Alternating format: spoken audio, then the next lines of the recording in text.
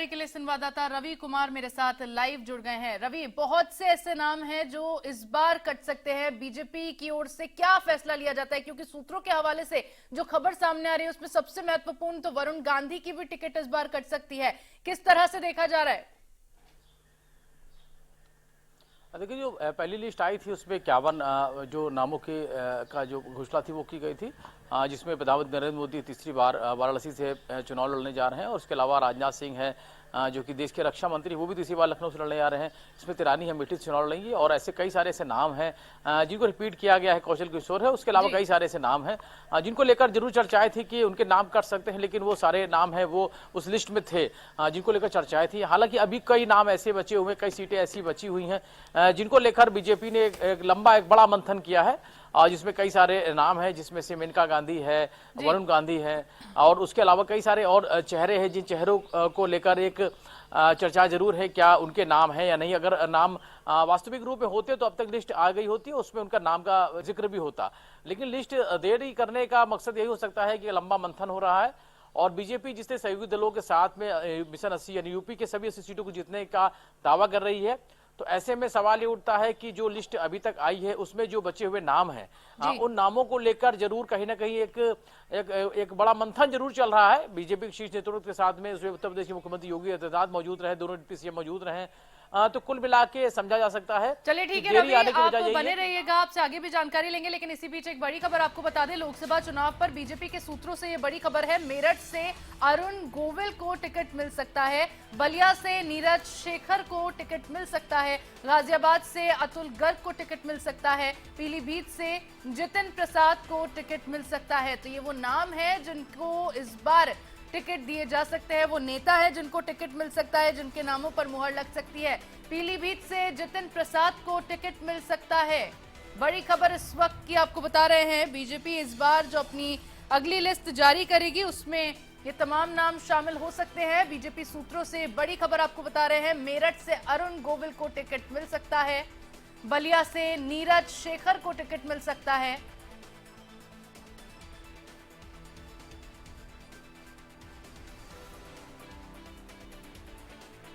और चलिए इसी खबर पर ज्यादा जानकारी के लिए मेरे साथ संवाददाता रवि लगातार बने हुए हैं। साथ ही के विश्वदेव राव वरिष्ठ पत्रकार मेरे साथ बने हुए हैं, मनीष अग्रवाल राजनीतिक विश्लेषक मेरे साथ बने हुए हैं।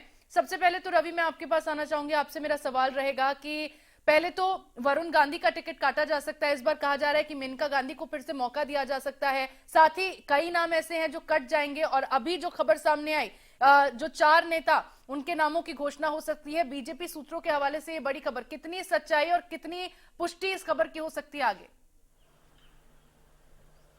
देखिए, अभी अगर हम पिछले लोकसभा चुनाव की बात करें तो उसमें पिछली सरकार जब उत्तर प्रदेश में बीजेपी की बनी थी तो उसके बाद जब लोकसभा चुनाव हुए थे तो उसमें कई सारे ऐसे विधायक थे, मंत्री थे जिनको मौका मिला था और वो लोकसभा के चुनाव लड़े थे और जीते भी थे, जिसमें कई ऐसे नाम हैं जिनको लेकर चर्चाएं थी। लेकिन अभी इस बार के चुनाव की बात करें तो इस बार भी कुछ चर्चा वैसी है क्योंकि जो नाम बचे हुए हैं उन पे मंथन चल रहा है। तो इसमें कयास भी लगाए जा सकते हैं कि जो यूपी सरकार में जो लोग हैं उनमें से भी कुछ लोगों को मौका मिल सकता है, ये सूत्रों से संभावना जताई जा रही है। उसके अलावा अरुण गोविल हैं या उसके अलावा कई सारे ऐसे नाम हैं जिनको लेकर मंथन चल रहा है। वरुण गांधी और मेनका गांधी को लेकर भी असमंजस स्थिति बनी हुई है कि आखिर टिकट किसको मिलेगा, ये भी अभी स्थिति साफ नहीं हो पाई है।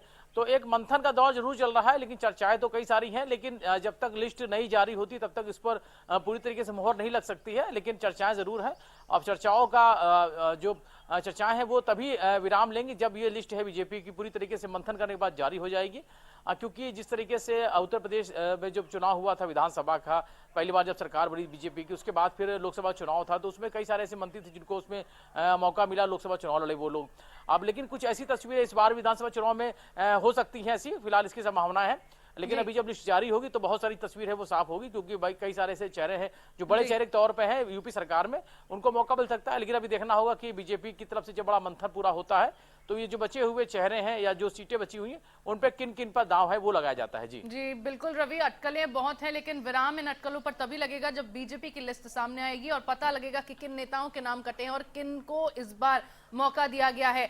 मनीष अग्रवाल राजनीतिक विश्लेषक भी मेरे साथ जुड़े हुए हैं। मनीष जी, आपका बहुत बहुत स्वागत करती हूँ इंडिया न्यूज पर। मनीष जी, जिस तरह से अब 5वीं लिस्ट का इंतजार है भाजपा की, लिस्ट में कई ऐसे नाम हैं जो काटे जा सकते हैं, कई ऐसे नाम हैं जिन्हें मौका भी दिया जा सकता है। किस तरह से देखा जा रहा है बीजेपी की इस लिस्ट को, क्योंकि सूत्रों के हवाले से जो खबर इस वक्त सामने आ रही है, हालांकि इसकी अभी तक पुष्टि नहीं हो पाई है, लेकिन हमारे पास कई नाम हैं जिनको लेकर कहा जा रहा है कि बीजेपी की अगली लिस्ट में इन नामों को शामिल किया जा सकता है। तो इस लिस्ट को, इन नामों को देखकर क्या लग रहा है फिलहाल? देखिए, मुझे ऐसा लगता है कि मेनका गांधी और वरुण गांधी जी में से किसी एक को टिकट मिलेगा इस बार चुनाव लड़ने के लिए, इसीलिए इस लिस्ट के आने में समय लग रहा है। बाकी जो आप नाम बता रही थी, नाम वही सारे चर्चा में है, लेकिन मुझे लगता है आज तक में जो लिस्ट आएगी, अभी इसमें रायबरेली और मैनपुरी के कैंडिडेट शायद डिक्लेयर ना हो, क्योंकि अभी कांग्रेस ने भी रायबरेली से कोई कैंडिडेट डिक्लेयर नहीं करा है। तो सारी पार्टियां इसका इंतजार कर रही हैं कि बाद में हमें कैंडिडेट में कोई बदलाव ना करना पड़े। साथ ही जो बीजेपी के सहयोगी दल है, उनकी सीट्स पे भी डिस्कशन हो रहा है। कैंडिडेट्स का डिस्कशन तो उनका भी बीजेपी के साथ होगा, भले ही वो सीटें उनके कोटे में हो, क्योंकि सामाजिक सामंजस्य और जातिगत सामंजस्य तो उसमें बैठाना ही पड़ेगा। तो मुझे लगता है आज जो लिस्ट आएगी उसमें सारे नाम नहीं होंगे, अभी भी कुछ नाम रह जाएंगे, कुछ हमें और इंतजार करना पड़ेगा उन नामों के लिए। जी बिल्कुल मनीष जी, देखना होगा वो तो लिस्ट के बाद क्या कुछ नाम सामने आते हैं, कौन कौन से वो नेता होते हैं जिनको मौका दिया जाता है, और क्या इस बार भी पूरी लिस्ट सामने आती है या नहीं। के विश्वदेव राव वरिष्ठ पत्रकार भी मेरे साथ जुड़े हुए हैं, आपके पास मैं आऊंगी, लेकिन उसी बीच एक बड़ी खबर का रुख कर लेते हैं। हाथरस से अनूप वाल्मीकि को टिकट मिल सकता है, सहारनपुर से राघव लखनपाल को टिकट मिल सकता है, अलीगढ़ से सतीश गौतम को टिकट मिल सकता है, बदायूं से दुर्विजय शाक्या को टिकट मिल सकता है, सुल्तानपुर से मेनका गांधी को टिकट मिल सकता है। तो वरुण गांधी का जहां टिकट कट सकता है, वहीं मेनका गांधी पर इस बार भाजपा दांव लगा सकती है।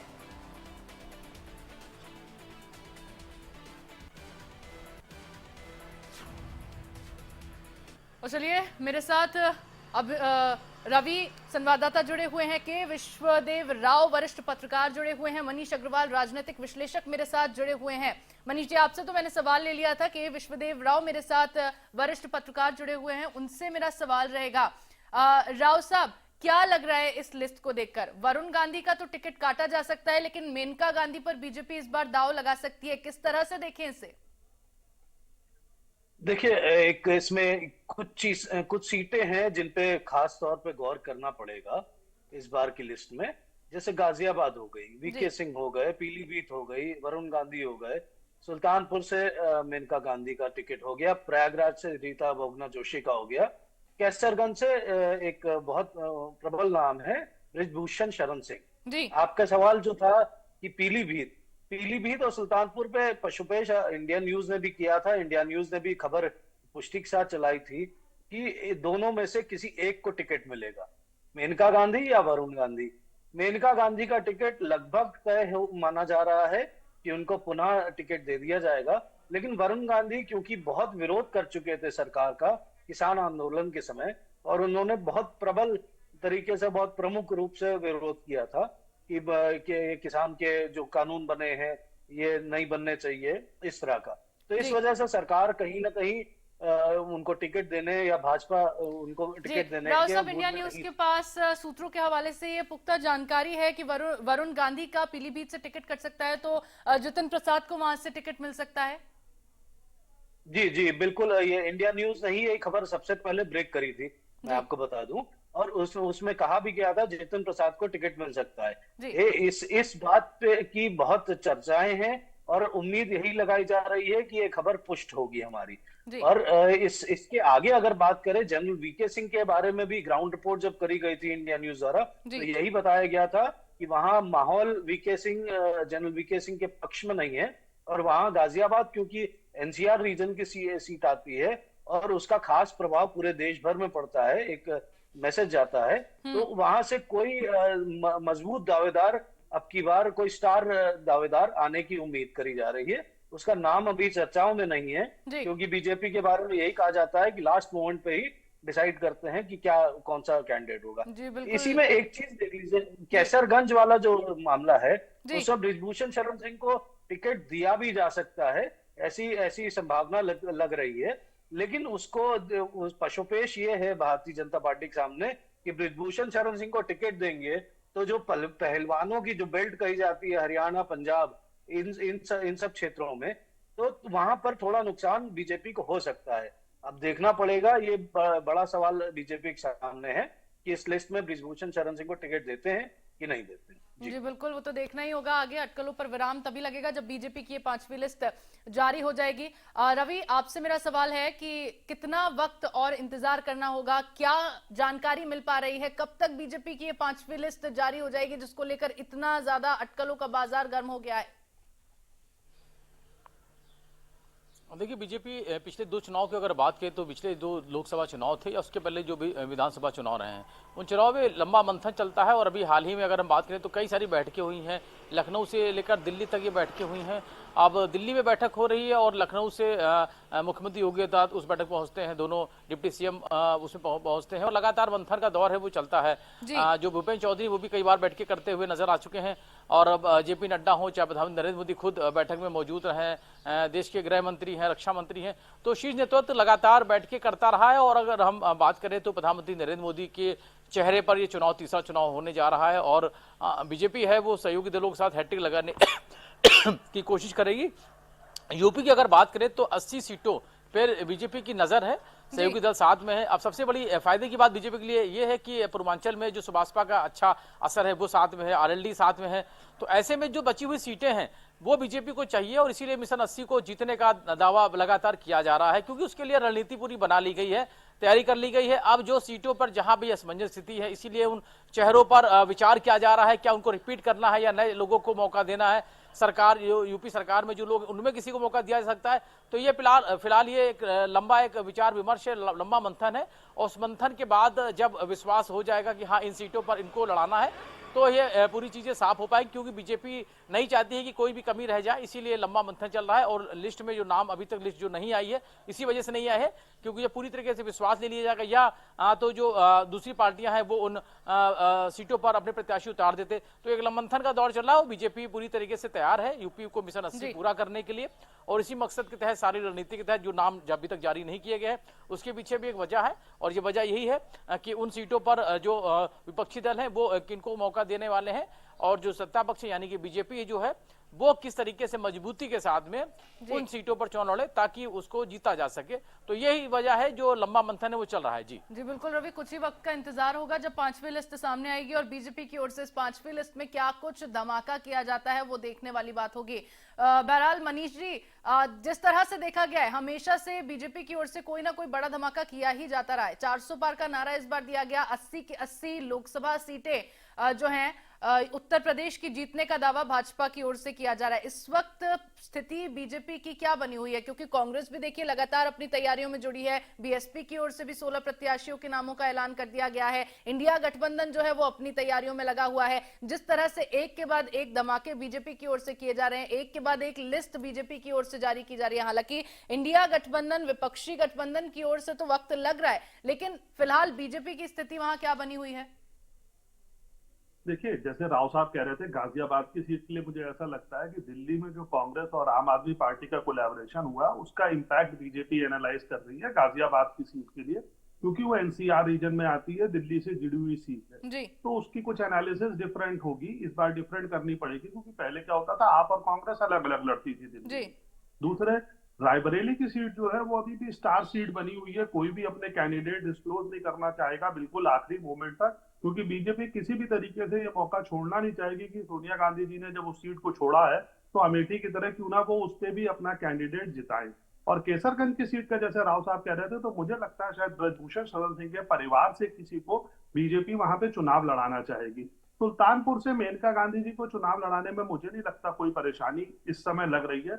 और एक और बदलाव जो हम देखने की उम्मीद कर रहे हैं कि बीजेपी के कुछ सिटिंग मंत्री विधायक इस समय ऐसे हैं जो उस प्रोबेबल्स की लिस्ट में है जो आने वाली है, इसीलिए बार बार ये मंथन का दौर चल रहा है, क्योंकि उन लोगों को भी चुनाव लड़ाए जाने की आशंका है। जैसे कि आपने देखा होगा मध्य प्रदेश और राजस्थान में बहुत से केंद्रीय मंत्रियों को विधायक का चुनाव लड़ाया गया और उसके बाद आज वो मध्य प्रदेश की सरकार का या राजस्थान की सरकार का पार्ट। जो केंद्रीय मंत्री थे उनको विधायक का चुनाव लड़ाया गया, वहां देखा कि जीत भी कई मंत्रियों ने दर्ज की, लेकिन अब विधायकों को जब सांसद का चुनाव लड़ाए जाने की तैयारी यहां पर की जा रही है, तो क्या लग रहा है कि कितना कारगर ये जमीनी स्तर पर साबित होगा? क्या जितने वोटों की एक्सपेक्टेशन भाजपा उन नेताओं से लगाएगी उतने वोट उनके पक्ष में पड़ पाएंगे? देखिए, वोट उससे भी ज्यादा मिलने की आशंका है, क्योंकि बहुत से विधायक मंत्री ऐसे हैं जिनका प्रमोशन ड्यू है। बहुत बार से वो विधायक रह चुके हैं, बहुत बार मंत्री पद रह चुके हैं, तो उन्हें कुछ नई जिम्मेदारियां दी जाएंगी। और इसी तरीके से यूपी में जो कुछ ऐसे विधायक है जिन्हें अभी मंत्री पद नहीं मिल पाया या जिम्मेदारियां नहीं मिल पाई, उनके लिए भी यह रास्ता बनेगा।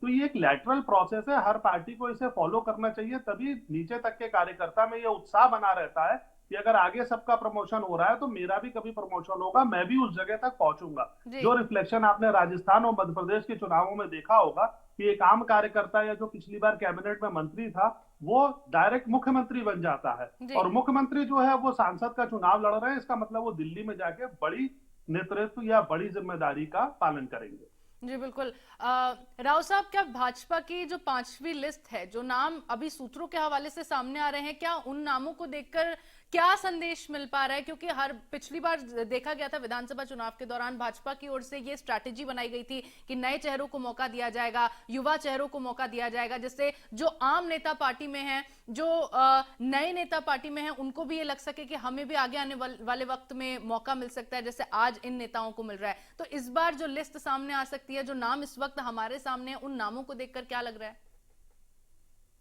देखिए, एक बात यहाँ गौर करने वाली है जो मनीष भाई ने भी कही कि ये जो सीटें अब की बार दी जा रही हैं, 25 सीटें, उसमें से कुछ सीटें के नाम रोक दिए जाएंगे पहली बात, कुछ सीटें अभी भी नहीं बताई जाएंगी, जैसे रायबरेली हो गई, और गाजियाबाद भी उम्मीद करी जा रही है कि अभी नहीं बताई जाएगी, क्योंकि भाजपा कुछ यहाँ पर बाकी प्रत्याशियों को, जैसे बसपा ने आज जो लिस्ट डिक्लेयर करी उसमें 7 मुसलमान कैंडिडेट्स को उसने टिकट दिया है।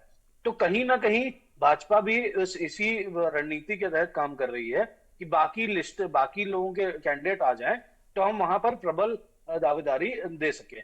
इसमें एक प्रयागराज की सीट जो आपने बताई थी कि रीता बहुगुणा जोशी का टिकट कट सकता है, ये बिल्कुल सही बात है कि कट भी सकता है, क्योंकि उनके बेटे साहबजादे 2 साल पहले समाजवादी पार्टी में चले गए थे क्योंकि उनको टिकट चाहिए था।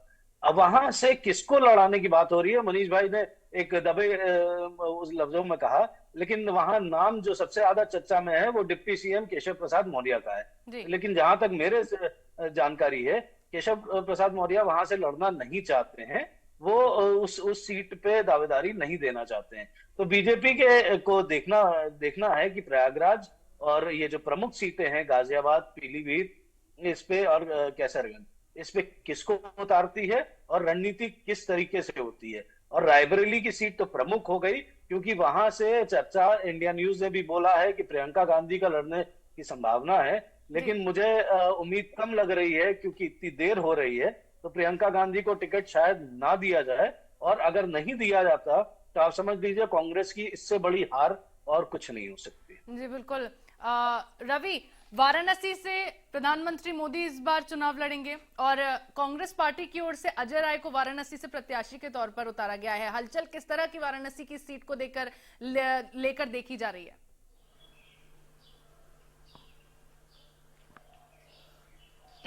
ये मुझसे सवाल है? जी रवि, आपसे सवाल है। देखिए, अगर वाराणसी सीट की बात करेंगे तो प्रधानमंत्री नरेंद्र मोदी तीसरी बार देश के प्रधानमंत्री बनने के लिए वहां से चुनाव लड़ रहे हैं, और जिस तरीके से नरेंद्र मोदी का जो चेहरा है प्रधानमंत्री के तौर पे फिर से है, बीजेपी का यानी बड़ा चेहरा है, तीसरी बार वो वाराणसी से उनको जब टिकट दिया गया तो वहां पर जो तस्वीरें आई कि वहां पर लोग जश्न मना रहे हैं, खुशियां मना रहे हैं, मिठाइयां बांट रहे हैं। लखनऊ से राजनाथ सिंह को जब तीसरी बार टिकट देने की घोषणा हुई तो लखनऊ में भी लोगों में खुशी मनाई गई। हालांकि हमने कई लोगों से बात भी की इस बारे में, तो कहीं ना कहीं चाहे प्रधानमंत्री नरेंद्र मोदी की बात हो, क्योंकि वो तो देश के प्रधानमंत्री हैं, राजनाथ सिंह की बात करें लखनऊ से जो चुनाव लड़ रहे हैं, तो उनको लेकर ही जो लोगों का कहना है कि बहुत सारा काम किया है। हालांकि जब उनसे विपक्ष को लेकर जब पूछा गया कि विपक्ष, तो उनका साफ तौर कहना है कि विपक्ष कहीं है ही नहीं, ऐसा कहना है लोगों का, जो लोग इस बात की। हालांकि तमाम सारे ऐसे लोग हैं जो कहीं ना कहीं विश्वास जगाते हैं कि विपक्ष को भी मौका मिलना चाहिए। कैंडिडेट है जो चुनाव लड़ रहे हैं, चाहे लखनऊ की बात करें या अजय राय की बात, अजय राय इसमें वर्तमान में कांग्रेस पार्टी के प्रदेश अध्यक्ष हैं, और जिस तरीके उसके आने के बाद उन्होंने नई टीम बनाई और लगातार सक्रिय भी नजर आ रहे हैं, लगातार अब उनको लेकर चर्चाएं भी रही हैं। जिस तरीके से वो अयोध्या गए और उसके अलावा भी जिस तरीके से लगातार वो एक्टिव मोड में नजर आ रहे हैं। हालांकि प्रधानमंत्री नरेंद्र मोदी का एक बहुत बड़ा चेहरा है और प्रधानमंत्री हैं चूंकि नरेंद्र मोदी जी और तीसरी बार चुनाव लड़ने जा रहे हैं। अजय राय भी एक बड़े नेता के तौर पे सामने है, लेकिन अभी देखना होगा कि लड़ाई कितनी बराबर रहती है। क्या प्रधानमंत्री नरेंद्र मोदी को अजय राय चुनौती दे पाते तो जी कितनी चुनौती बिल्कुल दे पाते? रवि, देखना होगा और देखना दिलचस्प रहेगा। साथ ही मनीष जी, आपसे भी मेरा यही सवाल होगा, लेकिन थोड़ा सा चेंज सवाल में मैं कर देती हूँ कि प्रधानमंत्री नरेंद्र मोदी वाराणसी से चुनाव लड़ेंगे, उनके ऑपोजिट अजय राय खड़े हुए नजर आएंगे। कितना दिलचस्प ये मुकाबला देखा जाने वाला है?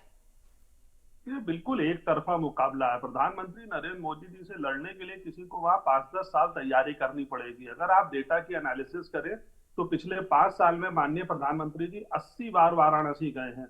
मुझे लगता है 80 बार अजय राय जी ने वहां कोई कार्यक्रम नहीं करा होगा और वो प्रधानमंत्री पद पर रहते हुए 80 बार वाराणसी गए। उनका वाराणसी की जनता से और यूपी की जनता से एक विशेष लगाव है, तो उनकी सीट के बारे में तो डिस्कशन करना मुझे लगता है व्यर्थ है, क्योंकि वहां पे कोई चुनौती नहीं है। अगर आप 1-2 महीने पहले कोई कैंडिडेट देते हो जो प्रधानमंत्री पद के जैसे आदमी से लड़ पाएगा, तो बिल्कुल भी नहीं लड़ पाएगा। केजरीवाल जी ने भी एक कोशिश करी थी 2014 में, लेकिन उसके बाद उन्होंने भी अपनी उस इच्छा को त्याग दिया। प्रधानमंत्री जी का समर्पण जो यूपी के लिए है और खासकर वाराणसी की जनता के लिए है, अभी उस समर्पण का दूर दूर तक किसी पार्टी के पास कोई प्रतिनिधित्व करने वाला नहीं है। और देश के चुनाव में भी सबसे बड़ी मुश्किल यही इस समय विपक्ष फेस कर रहा है कि उनके पास मोदित्व नाम का कोई जवाब ही नहीं है कि कौन सा आदमी मोदित्व नाम की चीज का जवाब दे पाएगा। जी बिल्कुल, इसीलिए इंडिया गठबंधन का भी यहाँ पर गठन किया गया है ताकि 2024 के लोकसभा चुनाव में नरेंद्र मोदी को इस बार तीसरी बार प्रधानमंत्री बनने से रोका जाए।